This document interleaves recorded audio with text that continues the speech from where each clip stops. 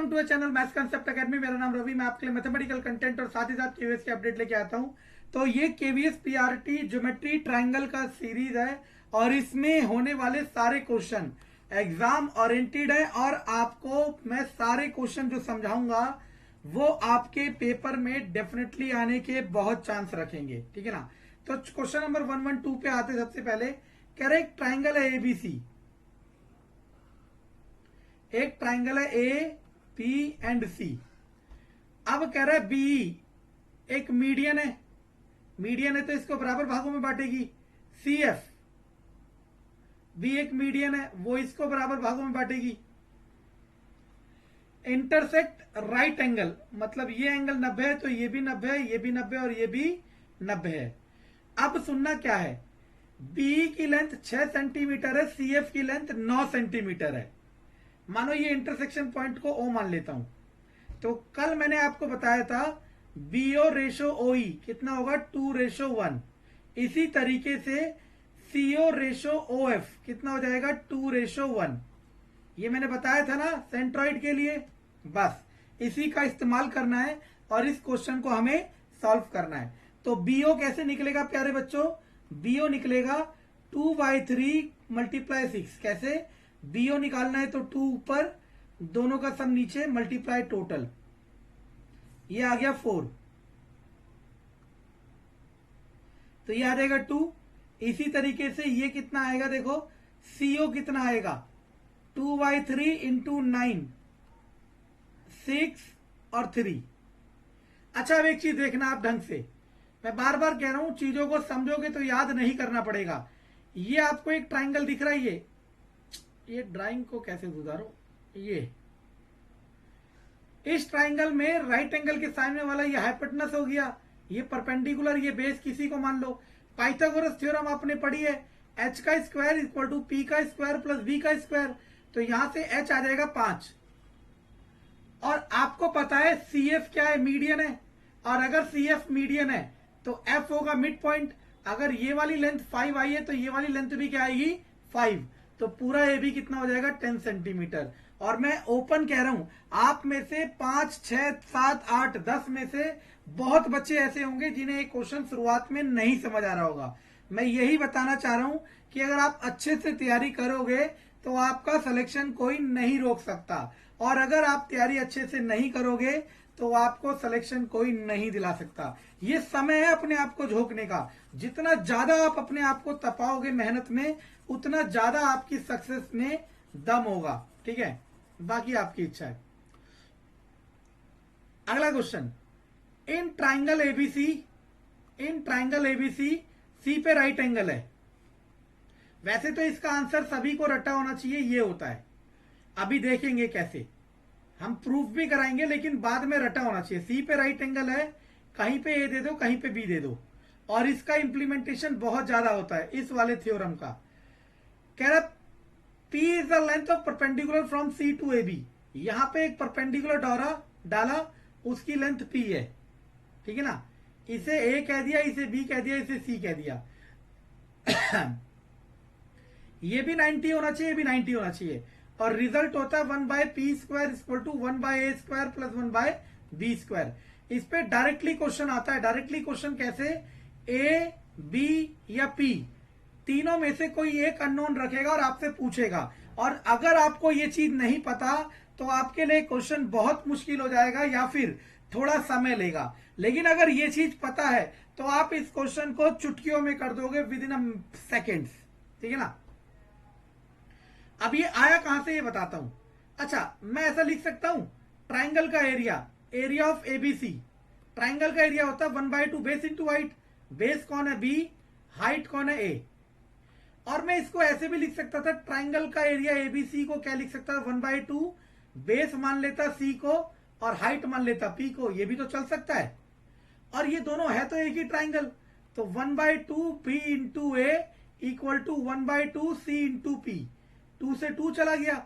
यहां से मैं C की वैल्यू निकाल लेता हूं। C की वैल्यू आ जाएगी A into B by P.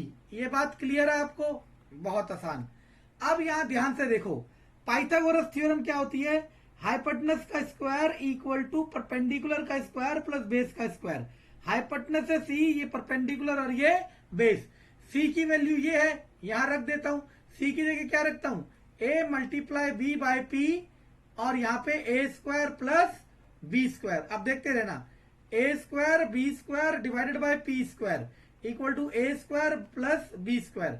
अब मैं पूरी इक्वेशन को 1 by A square b square से डिवाइड कर देता हूं, या फिर इसको इधर ले जाता हूं, जैसा भी आप समझो। ये बन जाएगा 1 by P square equal to 1 by B square plus 1 by A square. मैंने इसका प्रूफ भी करा दिया बच्चों, लेकिन आपको डायग्राम के साथ ये वाला याद होना चाहिए। इन शॉर्ट मैं कहूं तो रटा हुआ होना चाहिए, कोई दो राय नहीं है, ठीक है ना। ये जो क्वेश्चन है 114, और याद रखना नंबर ऑफ क्वेश्चन से कुछ नहीं होता, सिलेक्शन ऑफ क्वेश्चन से होता है। और अगर आप मेरे क्वेश्चन देख रहे हो, अब आपके अंदर एक हेटर वाली फीलिंग हो, या आपने किसी और को महान मान रखा हो, तो एक बात अलग है। लेकिन अगर आप एक ट्रू एस्पिरेंट है, आप एक ट्रू स्टूडेंट है, तो आप डिनाई नहीं कर सकते कि मेरा कंटेंट बहुत ही प्रिसाइज है, ठीक है ना। एनसीईआरटी बेस्ड है, प्लस बिल्कुल बेस्ट कंटेंट लेके आ रहा हूं। बाकी आप लोगों की इच्छा, आप चाहो तो गधे को कुछ भी बना दो, और आप चाहो तो बहुत मेहनत करने वाले को गधे बना दो, ठीक है ना। कह रहा है एक ट्राइंगल एबीसी है, ठीक है ना। यहां पे इनने बाद में कहा ए बी हाइपोटेनस है, तो यहां से एक ट्राइंगल बनाया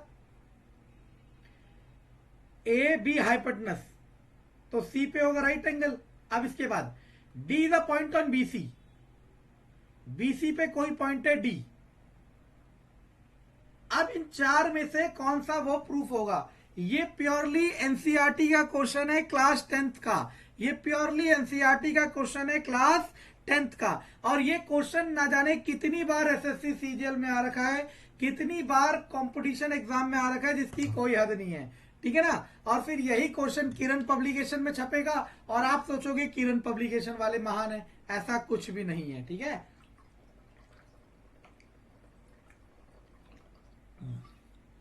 चलो अब मैं इसे करके दिखाता हूं। जब भी आप पे ऐसा कोई भी क्वेश्चन आए ना, तो आप क्या करा करो, ये देखा करो उस क्वेश्चन में कितने राइट एंगल ट्राइंगल है। याद रखना राइट एंगल ट्राइंगल की एक ही थ्योरम है, वो है पाइथागोरस थ्योरम।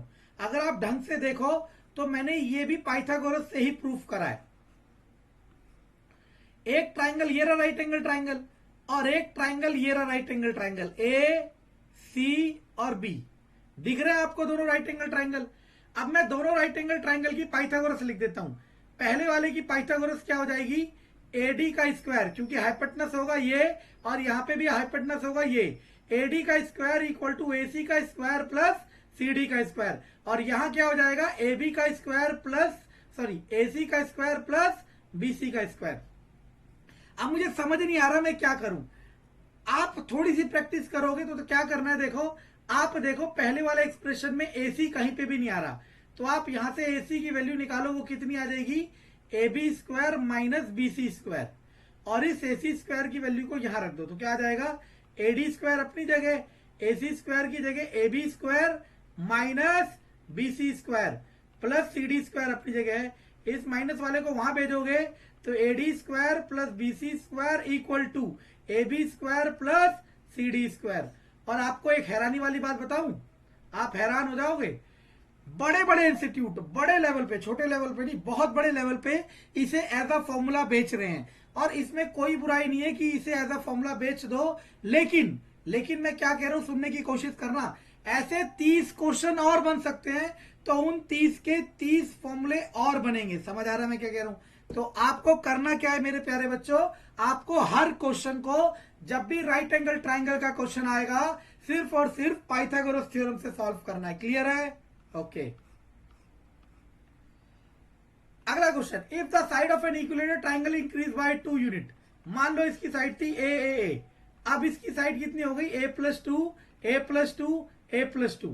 कह रहा है एरिया इंक्रीज बाय इतना, तो पहले एरिया कितना होगा, √3/4 ए स्क्वायर। अब एरिया कितना होगा, √3/4 ए प्लस टू का होल स्क्वायर। लेकिन एरिया में कितने का इंक्रीज हुआ, इतने का, यानी कि बड़े वाले एरिया में से छोटे वाला एरिया माइनस करोगे तो आपका कितना आना चाहिए, आपका आना चाहिए 3 प्लस √3, 3 प्लस √3, 3 प्लस 3। क्लियर है ये बात? ओके, तो बड़े वाला एरिया √3/4 a + 2 का होल स्क्वायर, छोटे वाला एरिया √3/2 3/4 ओके 3 + √3। आप चाहो तो √3/4 कॉमन ले लो, इसका फॉर्मूला खोल दो a² + b² + 2ab, और यहां से माइनस का a² = 3 + √3, माइनस से ये कट गया। अब आप चाहो तो 4 को उधर भेज दो, 3 को उधर भेज दो, तो यहां क्या बचेगा, मल्टीप्लाई कर दो, चलो रो मत, तो हो जाएगा 4 से 4 कट जाएगा, ये बचाएगा √3 + √3/2 ऑफ a बराबर 3 + √3। अब ये √3 से √3 कट गया, तो a = इससे जाएगा √3, तो 2√3 इज आवर आंसर। तो इक्विलेटरल ट्राइंगल की जो साइड आ गई मेरे प्यारे बच्चों, a√3। समझ आया? अब पता है कई बच्चे मुझे कमेंट में क्या लिख रहे हैं कि सर इतने समय में इतने क्वेश्चन क्यों करा रहे हो? मैं पागल हो रहे हो क्या? पागल, बिल्कुल पागल हो रहे हो। पता है, आप यकीन मान लो, आधे बच्चे जो ऐसे कमेंट लिख रहे हैं ना, उनकी तैयारी या तो हो चुकी है और वो चाहते हैं कि आप तैयारी ना कर पाओ, या फिर उनकी तैयारी नहीं हुई है और वो चाहते हैं आप भी तैयारी ना कर पाओ। इसीलिए अननेसेसरी चीजों को अपने दिमाग में मत घुसाओ। क्लियर है? Okay, 124 question